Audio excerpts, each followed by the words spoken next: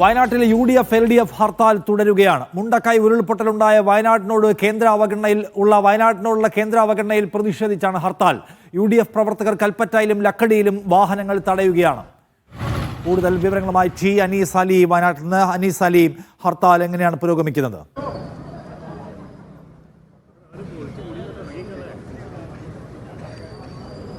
നിഷാദ്, ഇപ്പോൾ LDFിൻ്റെയും UDFിൻ്റെയും പ്രവർത്തകർ വാഹനം തടയാൻ റോട്ടിൽ ഇറങ്ങിയിട്ടുണ്ട്. നമ്മളിപ്പോൾ കൽപ്പറ്റയിലാണ്. ഹർത്താൽ പ്രഖ്യാപിച്ച് 4 മണിക്കൂർ, ഹർത്താൽ ആരംഭിച്ച് 4 മണിക്കൂർ പിന്നിടുമ്പോൾ സമാധാനപരമാണ് പുരോഗമിക്കുന്നത്. കടകമ്പോളങ്ങളെല്ലാം അടഞ്ഞു തന്നെ കിടക്കുകയാണ്. ഇത് LDFിൻ്റെയോ UDFിൻ്റെയോ ഒരു ഹർത്താൽ എന്നതിന് പകരം ഒരു ജനങ്ങൾ ഏറ്റെടുത്ത വയനാടിൻ്റെ ഒരു വികാരമായ ഒരു ഹർത്താൽ എന്ന് ഈ ഹർത്താലിനെ കുറിച്ച് പറയേണ്ടി വരും. കാരണം ഇന്ത്യ കണ്ട ഏറ്റവും വലിയൊരു ദുരന്തം നടന്നിട്ട് അതിന് സംസ്ഥാനത്തിന് പ്രത്യേകമായൊരു സാമ്പത്തിക പാക്കേജോ ദേശീയ ദുരന്തമായി പ്രഖ്യാപിക്കുകയോ ചെയ്യാത്ത കേന്ദ്ര സർക്കാരിനെതിരെ തന്നെയാണ് കടുത്ത പ്രതിഷേധം നിലനിൽക്കുന്നത്. ഇപ്പോൾ ഇവിടെ നമ്മൾ നിൽക്കുന്നിടത്ത് നിരവധി വാഹനങ്ങൾ തടഞ്ഞിട്ടിട്ടുണ്ട്. കേന്ദ്ര സർക്കാരിൻ്റെ പാസ്പോർട്ട് സേവാ കേന്ദ്രത്തിൻ്റെ വാഹനം മണിക്കൂറുകളായി ഇവിടെ തടഞ്ഞിട്ട് കിടക്കുകയാണ്. നിങ്ങൾ കുറേ നേരമായി ഇവിടെ കിടക്കുന്നത്? എത്ര നേരമായി? ഒരു മണിക്കൂറായി അല്ലേ? എന്താ ഇവർ പറയുന്നത്? സമരക്കാർ അറിയില്ല, ഞാനല്ല, അതിൻ്റെ സാർമാർ പുറത്തുണ്ട്. എന്തായാലും നിഷാദ്, ഏറെ നേരമായി ഈ ഒരു വാഹനം ഇവിടെ കിടക്കുന്നത്. നമുക്ക് മറ്റു വാഹനങ്ങളൊക്കെ ഒരു അരമണിക്കൂറൊക്കെ കിടത്തിയതിനു ശേഷം അവർ വിടുന്നുണ്ട്.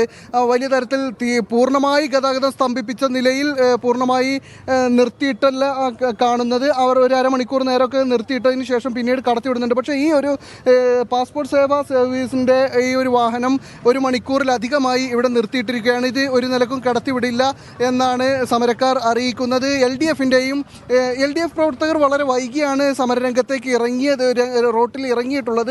UDF പ്രവർത്തകർ രാവിലെ 6 മണി മുതൽ തന്നെ വാഹനങ്ങൾ തടയാനും മറ്റുമായി ലക്കിടിയിലൊക്കെ ഉണ്ടായിരുന്നു, കൽപ്പറ്റയിലുണ്ട്. ഇപ്പോൾ ലക്കിടിയിലും കൽപ്പറ്റയിലും വയനാട് ജില്ലയുടെ വിവിധ ഭാഗങ്ങളിൽ ഗതാഗതം തടസ്സപ്പെടുത്തിക്കൊണ്ട് വാഹനങ്ങൾ തടയുന്നുണ്ട്. അതേസമയം തന്നെ ഇപ്പോൾ നമ്മൾ ദൃശ്യങ്ങളിൽ കാണുന്ന പോലെ ആംബുലൻസ്, ആശുപത്രി സർവീസുകളൊക്കെ അവർ കടത്തിവിടുന്നുണ്ട്.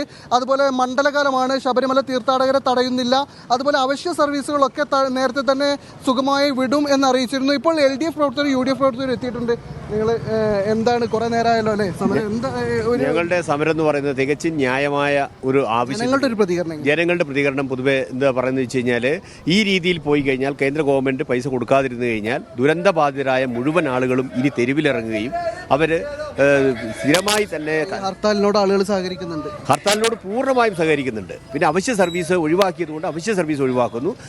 സ്വമേധയാ തന്നെ ജനങ്ങളൊക്കെ തന്നെ കടകൾ അടച്ചും യാത്രകൾ മാറ്റിവെച്ചും ഈ സമരത്തോട് പൂർണ്ണമായി സഹകരിക്കുന്നുണ്ട്. തീർച്ചയായും നിഷാദ്, ഇത് തന്നെയാണ്, ഇതൊരു വയനാട്ടുകാരുടെ വികാരമായി. ആരെയും ബലം പ്രയോഗിച്ച് കടകൾ അടപ്പിക്കുകയോ അല്ലെങ്കിൽ വാഹനങ്ങൾ തടയുകയോ ചെയ്യേണ്ട ഒരു നില ഇപ്പോൾ ഇതുവരെ വന്നില്ല എന്ന് കാണേണ്ടി വരും. ഇപ്പോൾ മേപ്പാടി സുകന്യ മെമ്പർ ഇവിടെ എത്തിയിട്ടുണ്ട്. എന്താണ്, നിങ്ങൾ മേപ്പാടി നിന്നല്ലേ വരുന്നത്? അവിടെയൊക്കെ ഒരു അവസ്ഥ ഞങ്ങളിപ്പോൾ തടയുന്നുണ്ട്, വാഹനങ്ങൾ തടയുന്നുണ്ട്. ആളുകൾ കടകമ്പോളങ്ങളൊക്കെ സ്വയം തന്നെ അടച്ചു, എല്ലാവരും അടച്ചു. കാരണം എല്ലാവരും ഇതിനോട് സഹകരിക്കുന്നുണ്ട്. ശരിക്കും ഒരു പുത്തുമലയുടെ ഒരു ദുരന്തത്തിൻ്റെ ഒരു പ്രതിനിധി കൂടിയാണ്.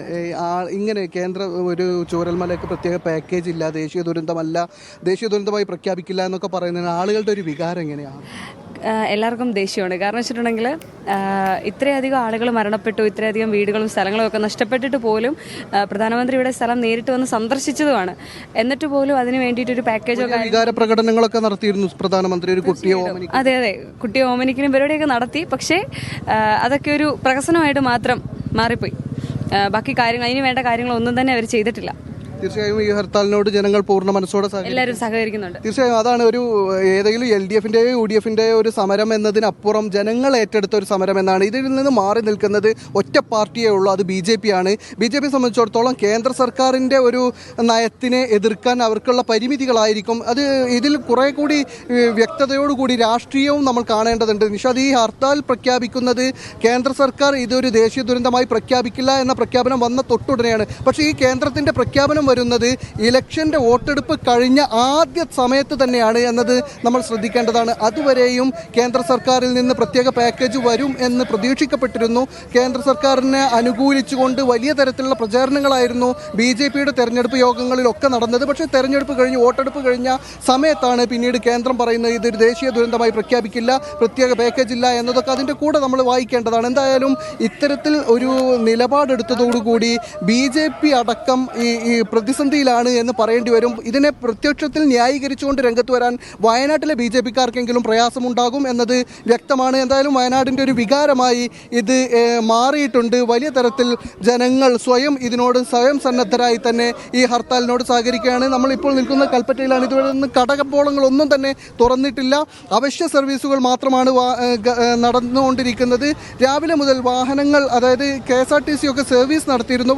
അതൊരു 7 മണിയോടുകൂടിയൊക്കെ അപ്പോഴും നമ്മൾ വാഹനങ്ങൾ KSRTC ഒക്കെ കടത്തിവിടുന്നുണ്ടായിരുന്നു. അതേക്കുറിച്ച് UDF പ്രവർത്തകരോട് അന്വേഷിച്ചപ്പോൾ അവർ അപ്പോഴും റോട്ടിലുണ്ടായിരുന്നു. അവർ പറയുന്നത് ഇത് രാത്രിയിൽ യാത്ര തുടങ്ങിയതായിരിക്കും. നേരത്തെ പല വിദൂര ജില്ലയിൽ നിന്നൊക്കെ വരുന്ന ആളുകൾ അതുപോലെ കർണാടകയിലേക്കും തമിഴ്നാട്ടിലേക്കൊക്കെ പോകാനുള്ളൊരു സ്ഥലമാണ്.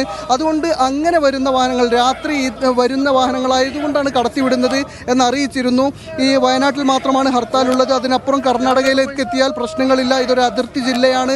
അതുകൊണ്ട് അവിടെ കടത്തിവിടുന്നു എന്നാണ്. പക്ഷേ 9 മണിയോടുകൂടി പൂർണ്ണമായും ഗതാഗതമൊക്കെ സ്തംഭിപ്പിച്ച നിലയിൽ തന്നെയാണുള്ളത്. സമരം നല്ല രീതിയിൽ തന്നെ മുന്നോട്ട് പോകുന്നു. ഹർത്താലിനോട് ഈ കടകമ്പോളങ്ങളെല്ലാം അടഞ്ഞു തന്നെ കിടക്കുന്നുണ്ട്. ഇപ്പോൾ യാത്രക്കാർ, നിങ്ങൾ എവിടുന്നാണ് വരുന്നത്? അവിടുന്ന് വരുന്നിടത്തൊക്കെ എന്താ അവസ്ഥ? ഏതായാലും എല്ലാവരും വലിയ തരത്തിലുള്ള ഇതിനോട് സഹകരിക്കുന്നുണ്ട്.